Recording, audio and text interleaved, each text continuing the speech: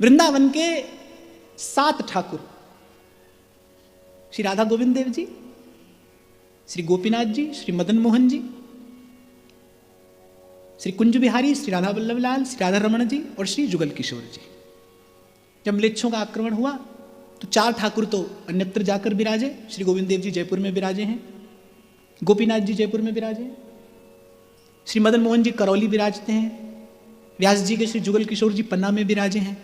3 ठाकुर वृंदावन में, राधा वल्लभ, कुंज बिहारी और श्री राधा रमण लाल। तो जब वृंदावन में रसिक त्रिवेणी, रसिकाचार्य वर्य श्री हितरिवंश चंद्र महाप्रभु, रसिक अनन्य नृपति स्वामी श्री हरिदास जी महाराज और रसिक अनन्य श्री हरिराम व्यास जी, जब वृंदावन में ये रसिक त्रिवेणी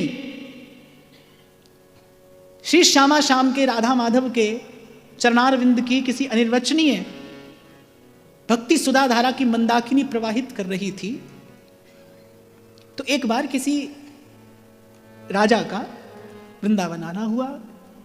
उसने सब ठाकुर द्वारों में अनेक अनेक प्रकार के आभूषण आदि भेंट किए। जब वो श्री गोपाल भट्ट गोस्वामी के निकट पहुंचे, अब श्री गोपाल भट्ट गोस्वामी के सेवित थे श्री शालिग्राम जी, वो उन्हीं को विराजमान करके सेवा कर रहे थे। अब भाई आभूषण राजा के मन में जो था उनने भेंट कर दिया, पर वो पद्धराएं कैसे? चारों ओर धरे थे आभूषण। हमारे व्यास जी आए, श्री गोपाल भट्ट जी ने कहा व्यास जी से कि कोई पद सुनाइए, हमारे ठाकुर जी का दर्शन करके भी सुनाइए। अब व्यास जी तो थे बड़े विनोदी स्वभाव के संत, झूला पर विराजमान थे श्री शालिग्राम प्रभु। व्यास जी बैठ गए, तानपुरा लेकर गाने लगे, कहते हैं झूले झूले मेरे गंडकी नंदन। अब गाएं क्या? रसिक तो रूप का उपासक होता है, अब क्या गाएं? फिर कह रहे हैं कि अधर न श्रवण नैन नहीं नासा, दरस होत कछु होत अनंदन। चलो गोपाल भट्ट गोस्वामी जी ने सोचा अब कुछ और गाएंगे, देखिए क्या गाते हैं। अब खूब चंदन लगा था श्री शालिग्राम जी पर, तो व्यास जी कह रहे बोले मानो भटा कड़ी में बोरे। भटा समझते हैं ना? बोले मानो भटा कड़ी में बोरे। अब तो गोपाल भट्ट गोस्वामी जी को बड़ा दुख हुआ, अच्छा नहीं लगा उन्हें।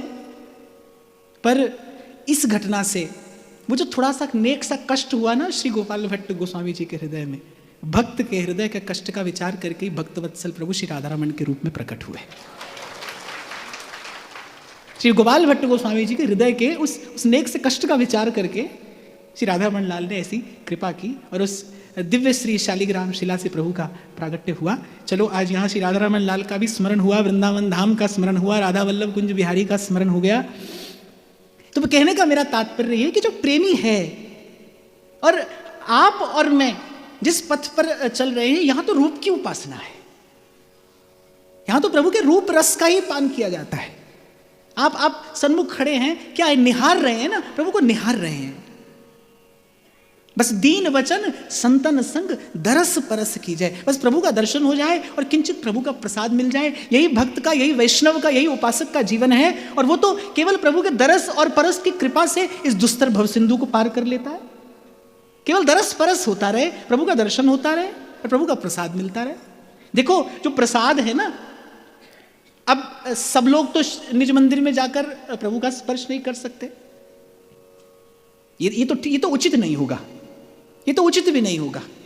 प्रभु अपने भक्तों का स्पर्श करने के लिए प्रसाद के रूप में आते हैं। तो प्रसाद कुछ नहीं है, ऐसा मैंने एक भगवत प्राप्त महापुरुष के मुख से सुना है। मैं इसलिए आपको कह रहा हूं, प्रभु ही प्रसाद के रूप में आते हैं अपने भक्त का स्पर्श करने के लिए। आप देखो कि हमारे यहाँ जब प्रसाद आता है, जब हाथ में प्रसाद आता है, तो एक वैष्णव उपासक उसको हृदय से लगाता है, मस्तक से लगाता है और अपने हृदय से लगाए रखता है। प्रभु की प्रसादी माला मिल जाए तो कहना क्या, प्रभु का कोई प्रसादी वस्त्र मिल जाए तो फिर तो बात ही क्या है। पर वस्तुतः इसका रहस्य यही है, प्रसाद के रूप में प्रभु ही आए हैं भक्त का आलिंगन करने के लिए।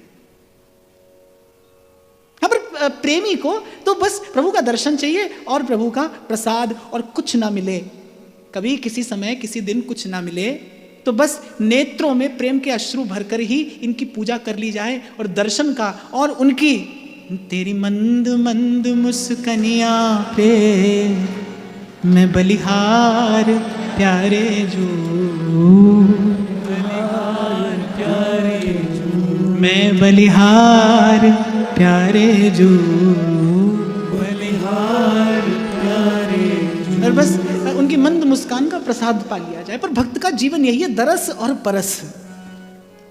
इन पंक्तियों का स्मरण हो रहा है, एक बार गाइए। नर देहि पाई चित चरण कमल दीजै,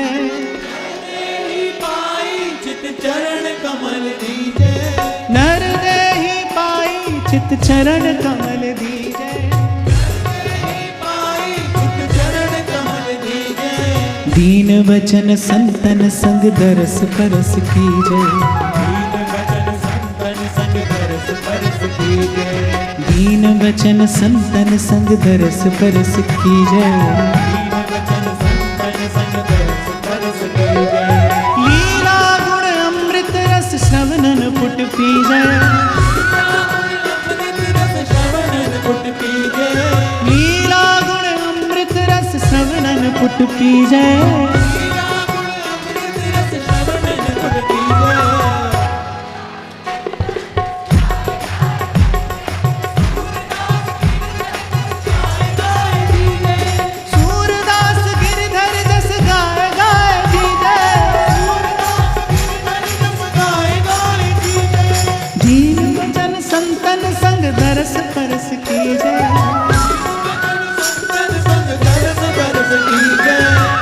एक वैष्णव के, एक उपासक के जीवन में कोई दिन दर्शन और प्रसाद के बिना नहीं जाना चाहिए। जिस दिन से आचार्य के चरणों की शरणागति मिले, जिस दिन से जीव आचार्य चरणों के शरण हो, कि व्रत हो, ये दो बात जीवन में रहे। चाहे जो आपके घर में, आपके कुंज में जो प्रभु का विजय स्वरूप विराजमान है, चाहे उसी का दर्शन हो, पर प्रभु का दर्शन, आहा, श्री गोस्वामी जी के कहने पर, श्री गोसाई जी के कहने पर जाना पड़ा था ना कुंभन दास जी को। पर अभी सीमा तक गए, अभी सीमा तक गए, ब्रज की सीमा पार नहीं की।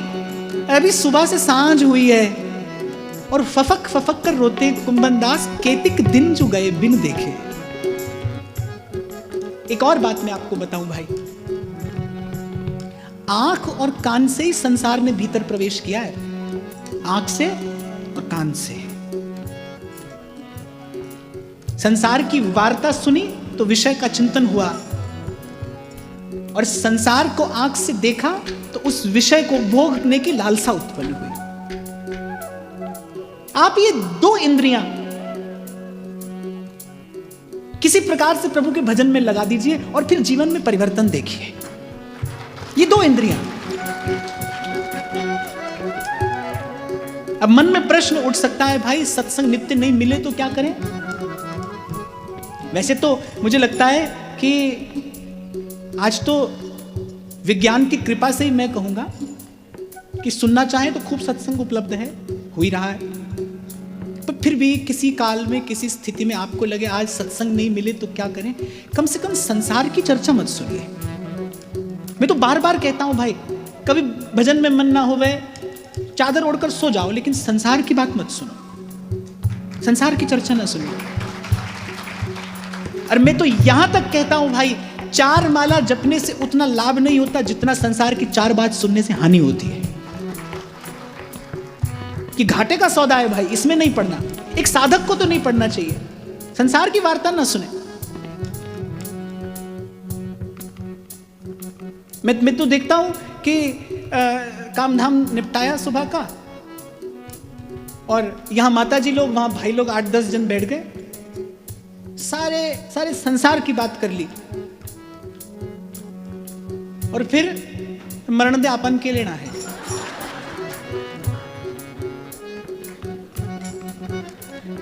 ना भाई, साधक को तो इसमें नहीं पढ़ो, सत्संग मिले न मिले, पर संसार की वार्ता नहीं सही है। और मैं संत की बात बता रहा हूं आपको भाई, मेरा तो कोई बहुत विशिष्ट अनुभव नहीं है साधन में। अपन को तो यहां वहां से जो संतों का प्रसाद मिला सोई बांट देते हैं। पर एक संत की बात आपसे कह रहा हूं, ये 2 इंद्रियां आप किसी प्रकार से प्रभु में लगा दीजिए। प्रभु का दर्शन नित्य हो और प्रभु का प्रसाद नित्य पाया जाए। और किसी दिन सन्मुख खड़े होने का अवसर न मिले तो अपने घर में ही प्रभु के विजय स्वरूप का दर्शन करिए। और नहीं तो एक शायर तो कहता है, दिल के आईने में है तस्वीर यार, बस जरा गर्दन झुकाई देख, नेत्र मूंद कर हरी तेरी लीला की सुधि आवे। किसी भी प्रकार से पर जीव प्रभु के सन्मुख हो। बस मेरा कहने का तात्पर्य यह है, नित्य जीव प्रभु के सन्मुख हो। और कम से कम जो आचार्य की शरणागति में है, जिसके जीवन में आचार्य के चरणों की शरण है, उसका तो ये जीवन व्रत हो, उसके जीवन का कोई भी दिन प्रभु की सेवा और प्रभु के प्रसाद के बिना नहीं जाए। आप केवल इतना करिए। अरे भगवान के परम प्रिय भक्त महाभागवत भगवान की विजय मूर्ति श्री उद्धव जी तो कहते हैं कि हे गोविंद, आपके प्रसाद के बल से हमने आपकी माया को जीत लिया है। हमें आपकी माया से कोई भय नहीं है। क्यों? क्योंकि हमारे तन पर आपका प्रसादी अंगराग है। आपके उच्छिष्ट वस्त्र आभूषण आदि आपने कृपा करके हमें दिए हैं। आपका उच्छिष्टामृत हम पाते हैं। और मुझे लगता है जो प्रसाद का भी प्रसाद है वो प्रभु का चरणामृत है, जिसके पास प्रभु के चरणों की चेतना है, वो चरणों से लिपटते हुए आया है।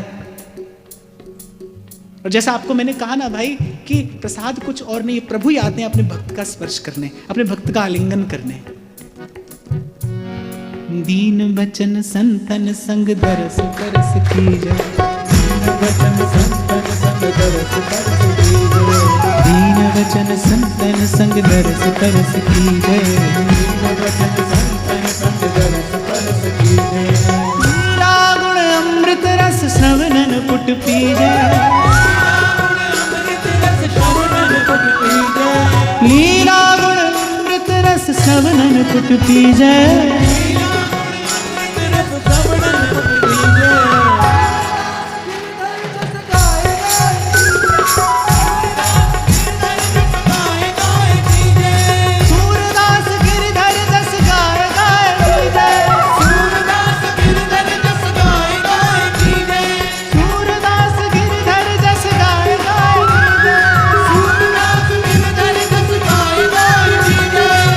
मैं आपको बड़े विश्वास से ये बात कह सकता हूँ, आप और मैं सब श्री जी बाबा के चरणों में बैठे हैं, जिनके लिए संत कहते हैं देवता दर्शन को तरसें।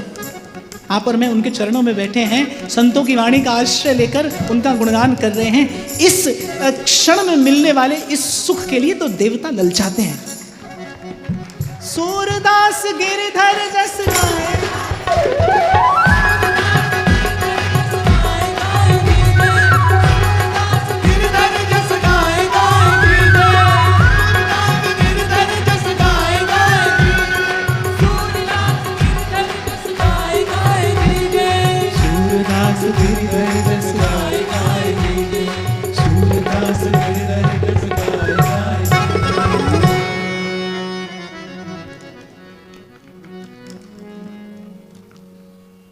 तो सर्वप्रथम उठाकर इस संसार की भीड़ से सूरदास जी संकेत करते हैं। कहा ना सूरदास जी ने, मेरो मन अनंत कहां सुख पावे।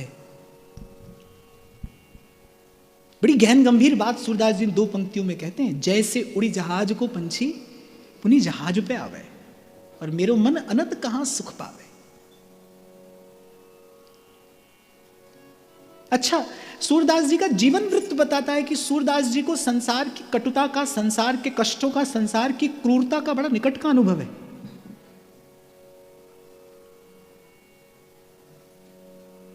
भक्त को भेजते ही हैं भगवान ऐसे कठिन मार्ग पर चलकर संसार को दिखाने के लिए। यहां मैं आपको निवेदन करूं कि जो जीवन की सुख सुविधा से और प्रभु की कृपा को आंकते और मापते हैं, वो बड़ी भूल करते हैं, बड़ी भूल।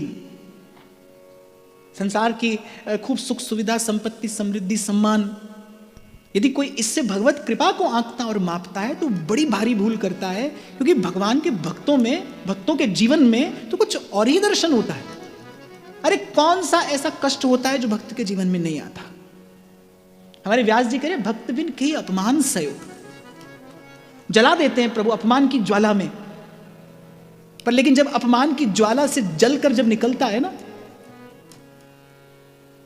तो स्वाह क्या होता है। जैसे होलिका की गोद में जब बैठाया गया भक्त प्रहलाद को और जलाई गई अग्नि, तो कौन भस्म हुआ? होलिका भस्म हुई।